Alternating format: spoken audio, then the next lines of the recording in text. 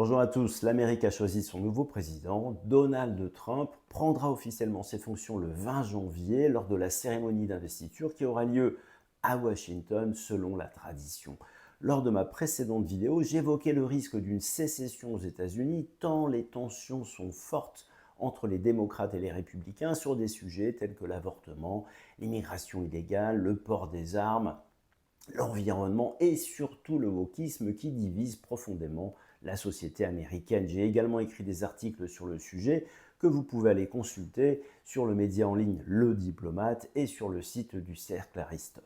Une nouvelle élection qui va forcément avoir des répercussions à l'échelle mondiale. On pense particulièrement à la guerre entre la Russie et l'Ukraine, le conflit au Moyen-Orient, les relations avec les BRICS, les relations avec les Européens, le rôle et l'avenir de l'OTAN, etc. Mais au-delà de ces sujets cruciaux, je continue à croire que les États-Unis sont menacés par des conflits internes graves, avec un risque bien réel de sécession. Alors je pose la question suivante, est-ce que le résultat de ces élections peut changer la donne? Eh bien, je vais tâcher d'y répondre dans cette vidéo. Mais avant toute chose, je vous remercie de vous abonner à cette chaîne, car je le rappelle, c'est le seul moyen d'apporter votre soutien. Je vous invite également à interagir avec moi en utilisant les commentaires. Allez, c'est parti. Il faut bien comprendre que la société américaine est divisée en deux blocs d'un poids quasiment égal qui semblent irréconciliables. D'un côté les démocrates, de l'autre les républicains. En fait, deux clans qui ne se comprennent plus, ne se parlent plus et se méprisent mutuellement. C'est ça la réalité. Maintenant, première question. Durant la campagne électorale, les candidats ont-ils tenu des propos allant vraiment dans le sens de la réconciliation nationale? Prenons quelques exemples. Donald Trump a qualifié Kamala Harris de vice-présidente de merde. Kamala Harris a déclaré que Donald Trump était incompétent et un menteur invétéré. Trump a traité Kamala Harris d'attardée mentale. Kamala Harris a comparé Trump à des figures du fascisme et du nazisme. Trump a déclaré que Joe Biden et Kamala Harris détestaient l'Amérique. Et puis, suite à des propos polémiques d'un soutien à Trump, il y a eu la déclaration tout aussi polémique de Joe Biden, assimilant les partisans de Trump à des ordures. Pour beaucoup d'observateurs, cette campagne restera dans les mémoires pour son intensité et sa violence, ce qui a galvanisé les partisans de chaque bloc et renforcé leur opposition. Ce n'est certainement pas avec des insultes que l'on calme une situation quelle qu'elle soit, et ce n'est pas avec des insultes que l'on élève le débat.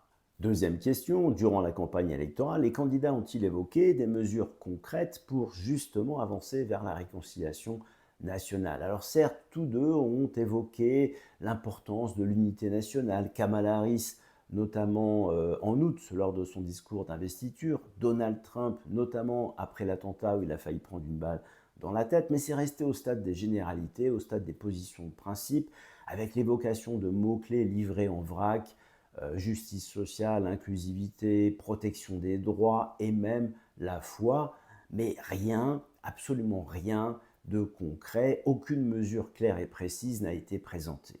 Troisième question, toujours durant la campagne électorale, dans ce climat explosif, les médias ont-ils joué le rôle qui est normalement le leur? Eh bien la réponse est non. Au lieu d'informer pour que chacun puisse se faire sa propre opinion, beaucoup de médias ont basculé dans une démarche partisane, militante, en désignant arbitrairement le bien et le mal, le bon et le mauvais candidat, en simplifiant, caricaturant et en prenant parti. Les médias n'encouragent plus la réflexion mais recherchent l'adhésion en imposant sans réserve les idées qu'ils véhiculent. En synthèse, personne n'a cherché à apaiser les tensions, ni les candidats, ni les médias, bien au contraire, par des propos simplistes, caricaturaux, provocateurs, offensants. Les partisans de Trump et d'Harris ont été galvanisés et renforcés dans leur position. Ils sont gonflés à bloc et prêts à en découdre, ce qui ne va pas faciliter le processus de réconciliation nationale. Il faudra bien du talent au nouveau président pour éviter le pire, à condition cependant qu'il en ait véritablement la volonté. Je vais revenir sur ce point, mais avant, j'aimerais partager avec vous l'un des incroyables paradoxes de la société américaine. C'est celui de l'expression totalement décomplexée des opinions politiques dans l'espace public malgré ce climat explosif, car les Américains ne se gênent nullement pour afficher leur intention de vote sur leur voiture, devant leur maison, dans leur jardin ou tout simplement en marchant dans la rue sans crainte de représailles, ce qui est totalement inimaginable dans d'autres pays comme la France par exemple, où ce serait carrément dangereux. Si les Américains le font, c'est parce que la liberté d'expression occupe une place centrale dans la culture américaine. Elle est protégée par le premier amendement de la Constitution, c'est le symbole de la démocratie, c'est l'un des piliers de l'identité américaine. Les Américains n'hésitent absolument pas à exposer leur opinion politique et en faire la promotion au nom des libertés individuelles. La liberté d'expression est un droit sacré aux États-Unis, visiblement respecté par ses citoyens. Maintenant, revenons sur la volonté réelle du nouveau président d'œuvrer pour la réconciliation nationale, car, disons-le clairement, le chaos qui résulterait des violences et des tensions entre les individus ne présente pas que des inconvénients pour les dirigeants pour au moins 3 raisons. 1. Il permettrait de réduire le pouvoir des oppositions en attaquant la liberté d'expression face au chaos.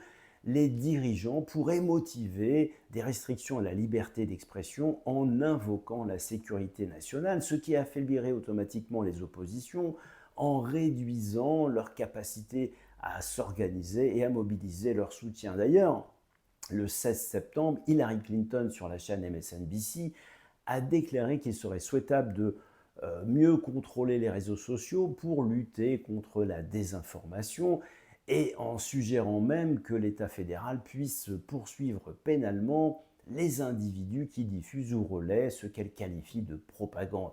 Sous couvert de protéger les personnes de discours jugés haineux, dangereux, les espaces d'expression pourraient très bien être restreints, une déclaration qui a déclenché de vives réactions, et pas seulement aux États-Unis. 2. Le chaos permettrait d'imposer un nouvel ordre politique, social, en limitant le processus démocratique. Face au chaos, les dirigeants pourraient très bien prendre des mesures d'urgence en contournant, en réduisant les canaux démocratiques habituels, ce qui renforcerait le pouvoir central et affaiblirait les contre-pouvoirs. D'ailleurs, c'est dans un climat d'urgence que la loi Patriot Act est passée avec une rapidité exceptionnelle après les attentats du 11 septembre 2001, étendant les pouvoirs de surveillance et en réduisant certaines libertés individuelles, même si cette loi a tout de même été approuvée par le Congrès. 3. Le chaos permettrait de réduire le niveau d'indépendance des États. Au nom de l'unité nationale, le pouvoir central pourrait prendre des mesures restreignant les prérogatives des États. Cette centralisation limiterait leur capacité à s'opposer aux directives fédérales et réduirait le risque de sécession. Le chaos est un formidable allié pour les dirigeants cherchant à renforcer leur autorité. Sous couvert de sécurité et de stabilité, ils peuvent motiver des restrictions de liberté et des mesures d'exception. En jouant sur les peurs, c'est une tactique éprouvée, ils peuvent rendre des décisions acceptables qui seraient, dans un autre contexte, totalement inacceptables. La peur est un puissant levier, réduisant progressivement la capacité de remettre en question les décisions prises au sommet. Pour conclure, je ne crois pas à l'hypothèse d'une réconciliation nationale, mais plutôt à la montée en puissance d'une gouvernance autoritaire, et ceci indépendamment du résultat de ces élections. Espérons tout de même que Donald Trump arrive à stopper cette dérive autoritaire qui semblait, quoi qu'il en soit, inéluctable. En tout cas, c'est l'intention que lui prêtent ses sympathisants. À bientôt.